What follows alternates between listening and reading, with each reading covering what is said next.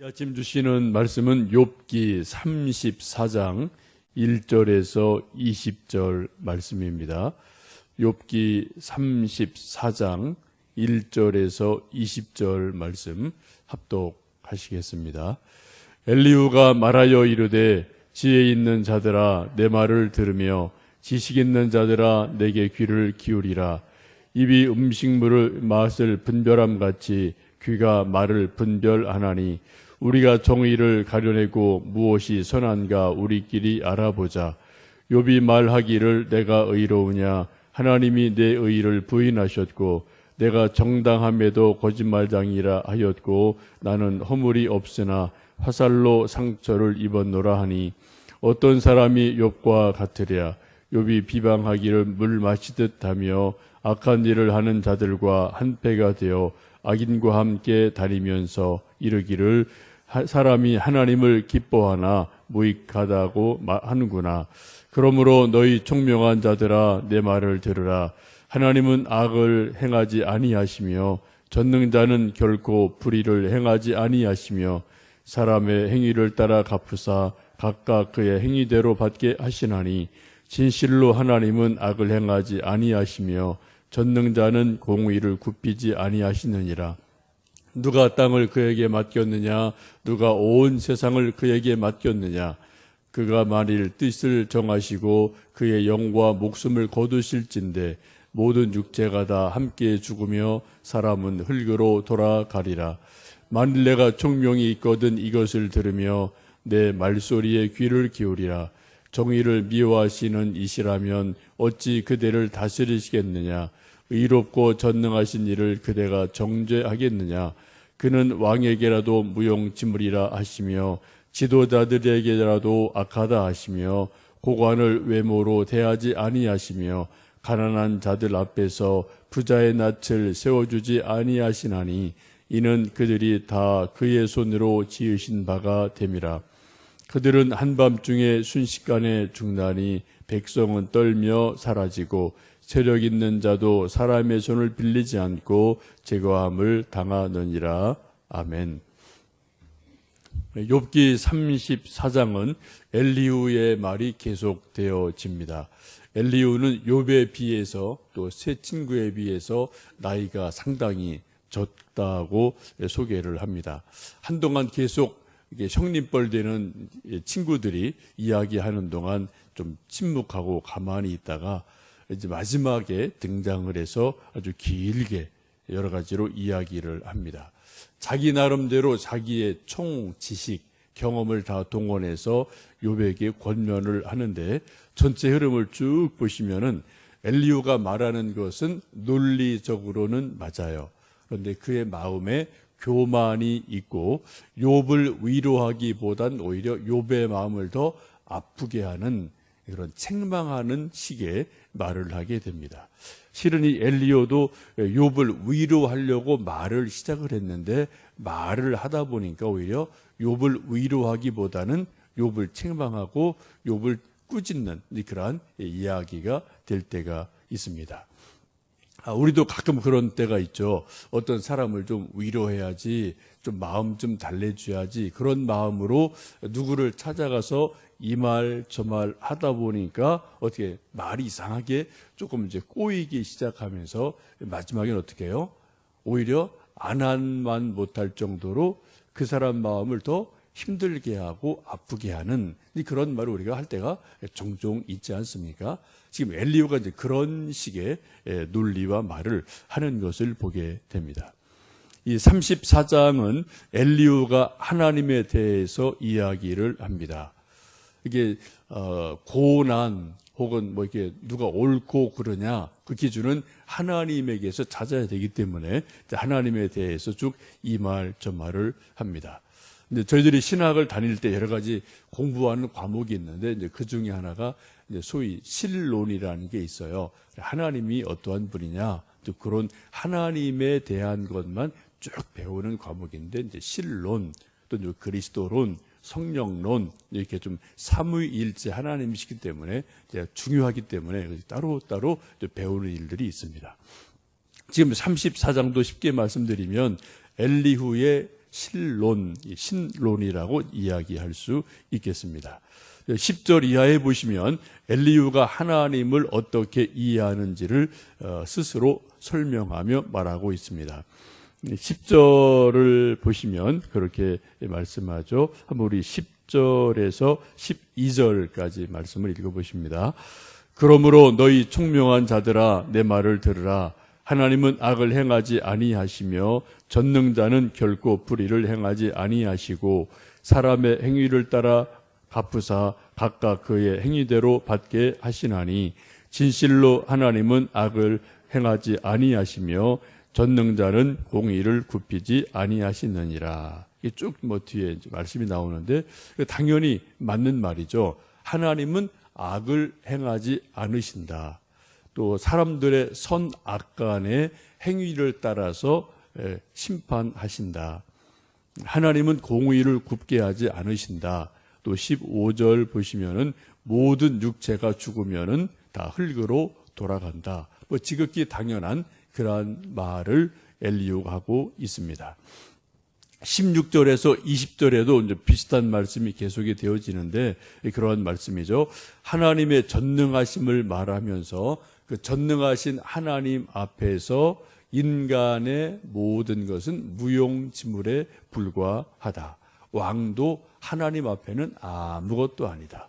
고관 대작들도 그럴듯한 관대 사모를 쓰지만 하나님 보실 때는 외모로 취하지 아니하신다.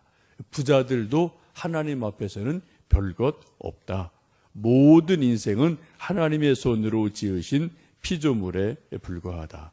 하나님이 마음만 먹으시면 왕이든 고관 대작이든 바쁘든 그날 밤 오라 부르시면은 꼼짝없이 당장 그날 밤 하나님께로 불려가는 것이 인생이다라고 말씀을 합니다. 다 맞는 말씀이죠.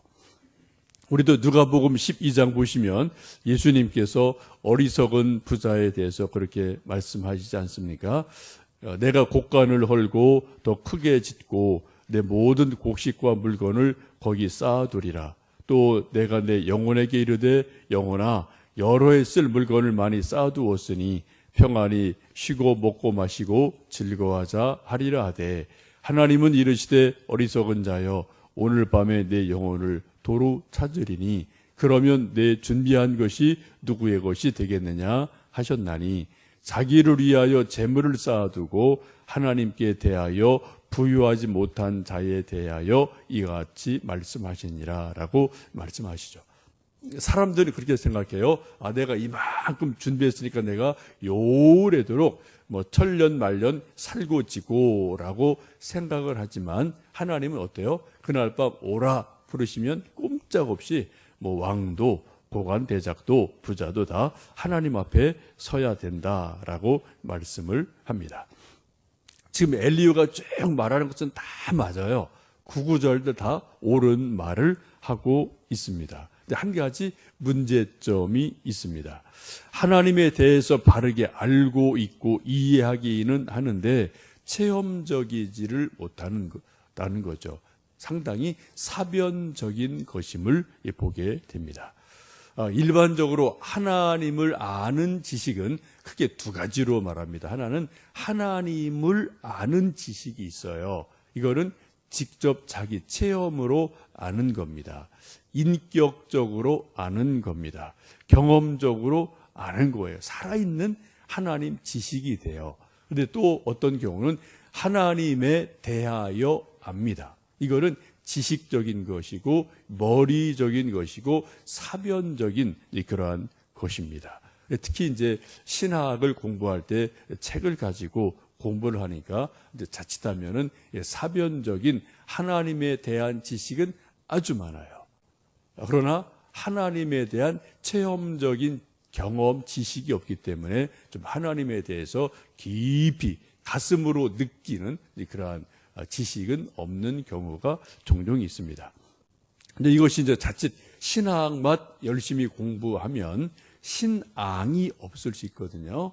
이게 두 가지가 같이 가야 되죠. 신학적인 어떤 지식이라는 것도 필요하고 신앙 체험 이 두 가지가 필요한데 자칫하면 한쪽으로 기울어지면 하나님 이해가 조금 균형을 잡지 못할 때가 있습니다. 이것을 좀 예를 든다면, 영어로 예를 든다면 영어 문법은 훤하게 꿰뚫고 있어요. 근데 막상 미국 사람 만나면 한마디도 말을 못하는 경우가 많죠. 실제 우리나라 영어가 좀 그런 모습이지 않습니까?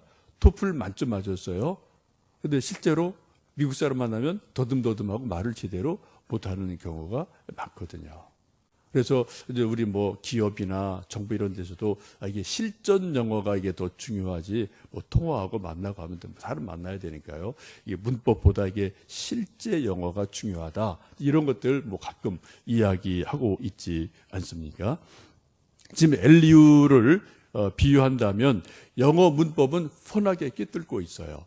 근데 막상 영어는 잘 못하는 그러한 형편, 이러한 사람으로 보시면 좋겠습니다. 근데 반면 욥은 하나님에 대한 체험이 아주 많은 사람이죠. 지금 고난 중에 있지만 하나님 경험이 누구보다도 많은 사람입니다. 이런 욥을 지금 고난 중에 있다라고 여기면서 엘리후가 이해하지 못하고 오히려 욥을 책망하고 비난하는 그러한 일이 쭉 오늘 34장의 말씀으로 보시면 됩니다. 7절에서 9절 말씀을 읽어보시겠습니다. 욥을 책망하는 거죠. 엘리후가 7절에서 9절입니다. 어떤 사람이 욥과 같으랴. 욥이 비방하기를 물 마시듯 하며 악한 일을 하는 자들과 한패가 되어 악인과 함께 다니면서 이르기를 사람이 하나님을 기뻐하나 무익하다 하는구나. 지금 욥이 하나님 비방하고 다닌다. 저 욥 잘못됐다라고 지금 욥을 비난하는 거죠. 끝부분 35절에서 37절 말씀을 읽어보십니다. 뒤편입니다.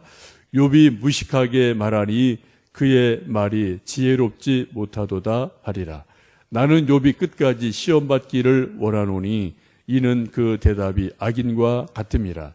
그가 그의 죄에 반역을 더하며 우리와 어울려 손뼉을 치며 하나님을 거역하는 말을 많이 하는구나. 지금 엘리후가 욥을 위로하려고 이 말 저 말을 했는데 결론이 뭐예요? 욥 저 나쁜 사람이다. 우리 하나님한테 막 대들고 하나님 욕하고 저 믿음 있는 것 같은데 형편없는 사람이야 하면서 36절 보면 아주 저주 같은 말을 하죠. 욥이 끝까지 시험 받았으면 좋겠다. 그 말하는 게 꼭 악인 같구나 라고 오히려 욥을 엘리후가 자기의 짧은 지식으로 판단하고 욥을 더 아프게 하는 그러한 모습을 보게 됩니다. 혹시 우리도 하나님을 아는 지식과 하나님에 대해 아는 지식, 이 두 가지 사실 다 필요해요. 근데 우리가 더 좋은 신앙생활을 하기 위해서는 하나님을 아는 지식이 더 우리에게 필요합니다. 그런 것을 늘 기도하고 은혜를 구하면 좋겠고요. 혹시 오늘 욥기 34장의 말씀처럼 엘리후처럼 우리도 혹시 누구를 위로한다고 만나러 갔다가 오히려 그 사람을 더 아프게 하고 돌아오는 말을 실수하는 일은 없는지 우리 자신을 한번 돌아보면 좋겠습니다. 사도 바울께서 골로새서 4장 6절에 그렇게 말씀하죠. 소금을 고르게 함같이 말을 고르게 해라 라고 말씀을 합니다. 소금이 너무 많이 들어가면 짜서 못 먹고요. 또 너무 적으면 싱거워서 먹지를 못하죠. 이게 정말 간을 잘 맞추는 것이 소금의 역할인 것처럼 말도 그렇게 사도 바울은 이해를 하죠. 말이 너무 세도 안 되고 너무 싱거워도 안 되고 적당하게 이제 간이 되어야 되는데 그것을 소금을 고르게 함같이 하라라는 말씀의 그 앞뒤에 보면은 은혜롭게 하라 그런 의미가 있어요. 말을 너무 또박또박 똑똑하게 하는 게 다가 아니죠. 그죠? 우리가 말할 때 가장 중요한 기준은 똑똑하냐 아니냐가 아닙니다. 우리 사람들은 거기에 기준을 주거든요. 옳냐 그러냐, 똑똑하냐 아니냐. 거기에 기준을 두는데 성경을 보시면 말 잘하는 기준이 뭡니까? 덕을 세우는 거예요. 그리고 사람을 살리는 겁니다. 하나님을 영화롭게 하는 거죠. 특별히 덕을 세우는 말을 하는 것을 성경에서는 지혜로운 말로 말씀하고 있습니다. 오늘도 우리가 이제 이 사람 저 사람 또 만나고 이 말 저 말 할 터인데 덕을 세우는 말을 하심으로 사람을 살리고 하나님을 영화롭게 하는 귀한 한 날 되실 수 있기를 원합니다.